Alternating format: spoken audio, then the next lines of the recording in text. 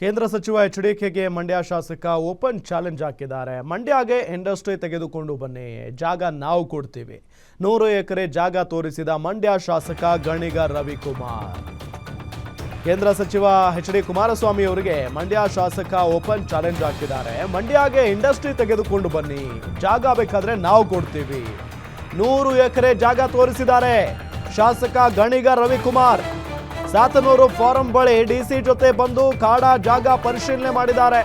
ರಾಜ್ಯ ಸರ್ಕಾರ ಇಂಡಸ್ಟ್ರಿ ತರಲು ಸಹಕಾರ ಕೊಡ್ತಿಲ್ಲ ಅಂತ ಎಚ್.ಡಿ.ಕೆ ಹೇಳಿದ್ರು. ಮಂಡ್ಯದಲ್ಲಿ ಇಂಡಸ್ಟ್ರಿ ಸ್ಥಾಪನೆಗೆ ಜಾಗ ಇಲ್ಲ ಅಂತ ಇದ್ರು ಕುಮಾರಸ್ವಾಮಿ ಅವರು. ಈ ವಿಚಾರ ಇಟ್ಕೊಂಡು ಸರ್ಕಾರದ ವಿರುದ್ಧ ಜೆಡಿಎಸ್ ಮುಗಿಬಿದ್ದಿತ್ತು. ಇದೀಗ ಜಾಗ ಇದೆ, ಕೈಗಾರಿಕೆ ಬಳಿ ಅರ್ಜಿ ಹಾಕಿಸಿ ಅಂತ ಟಾಂಗ್ ಕೊಟ್ಟಿದ್ದಾರೆ.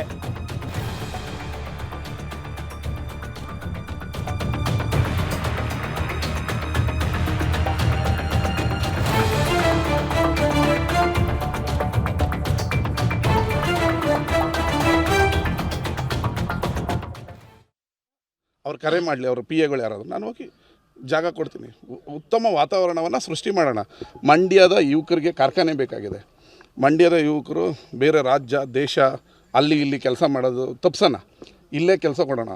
ಉತ್ತಮವಾಗಿ ಶಾಂತಿಯುತದಿಂದ ಅವರು ರಾಜಕೀಯವಾಗಿ 8,000 ಕೋಟಿ ಬಂದು ವಾಪಸ್ ಹೋದಂಗೆ, 25 ಕೋಟಿ ಶುಗರ್ ಸ್ಕೂಲ್ಗೆ ಬಂದು ವಾಪಸ್ ಹೋದಂಗೆ ಸ್ಟೇಟ್ಮೆಂಟ್ ಬೇಡ.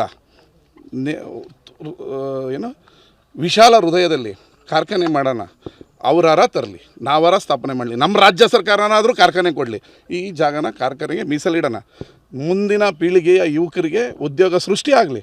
No fight. ಎಸ್, ನಾನೀಗ ಜಾಗ ನೋಡಿದ್ದೀನಿ, ಕ್ಯಾಬಿನೆಟಲ್ಲಿಟ್ಟು ಕೊಡೋಕ್ಕೆ ರೆಡಿ ಇದ್ದೀವಿ. ಕಾನೂನಾತ್ಮಕವಾಗಿ ಏನಿದೆ ಅದನ್ನು ಮಾಡಿ ಅಂತ ಹೇಳ್ತೀನಿ. ತಂತ್ರಗಾರಿಕೆ ಆಗಬಾರ್ದು. ಜಾಗ ಕೊಡೋಕ್ಕೀಗ ರೆಡಿ ಇದ್ದೀವಿ. ನನ್ನ ಇತಿಮಿತಿ ಇಷ್ಟೇ ಇರೋದ್ರಿ. ನನ್ನ ಕ್ಷೇತ್ರದಲ್ಲಿ ಜಾಗ ಹುಡುಕಿದ್ದೀನಿ. ನನ್ನ ಮುಖ್ಯಮಂತ್ರಿಗಳಿಗೆ ಲೆಟ್ರ್ ಬರೆದು ಇದನ್ನು ಕ್ಯಾಬಿನೆಟಲ್ಲಿಟ್ಟು ಜಾಗ ಕೊಡ್ಸೋಕ್ಕೆ ರೆಡಿ ಇದ್ದೀನಿ.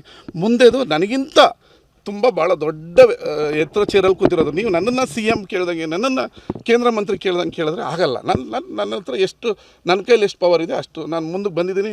ಜಾಗ ನಿಮ್ಮನ್ನು ಕರ್ಕೊಂಬಂದು ತೋರಿಸಿದ್ದೀನಿ. ಇದೇ ಜಾಗ ಕೊಡ್ತೀವಿ ಅಂತ ಹೇಳಿದ್ದೀವಿ. ಈ ಜಾಗನ ಕೊಡೋಕ್ಕೆ ರೆಡಿ ಇದ್ದೀವಿ. ಟಾರ್ ರೋಡ್ ಹಾಕ್ಸಿ ನೀಟಾಗಿ ಕಾರ್ಖಾನೆಯ